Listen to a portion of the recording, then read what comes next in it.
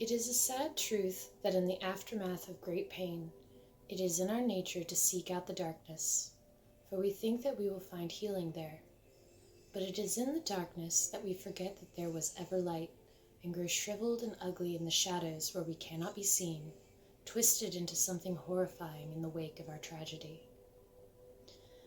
A blend of heartbreak, humor, magic, and hope, Whispers of Heaven is the tale of the Rose family, 6 brothers and sisters chosen by the gods of their world to face down a great darkness.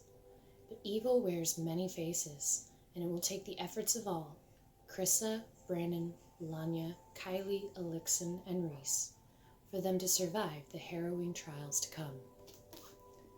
Whispers of Heaven is my first self-published book. It is not my first book. I had 2 more that I had published with an indie company before I decided to go the self-published route that did not end well, unfortunately.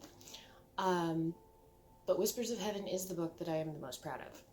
It took me a year of my life to write this book. The character names, I have been told, some people get confused and think that the main characters, because one of the main characters is named Krissa and my author name is Krista, that it's me placing myself in the story, which all authors do to a certain extent. We all write books about ourselves and our experiences. Originally, I planned on changing the names of the characters, but after I had gotten through the beta read, every person who had beta read my book was so attached to the names and said they suited the characters so well, and I was so attached to the characters that it was very difficult for me to figure out a different name that consistently had the same appeal as I was writing this series. This is my Wheel of Time series, Game of Thrones, books without end. As of right now, I have 24 books planned in this series. I've written 5 of them. I have just started on the 6th. Attempting to do something that hasn't been done before, which is write a series about multiple characters, have them split off into their own stories, and then come back together at the end of the series as different people from when the series started.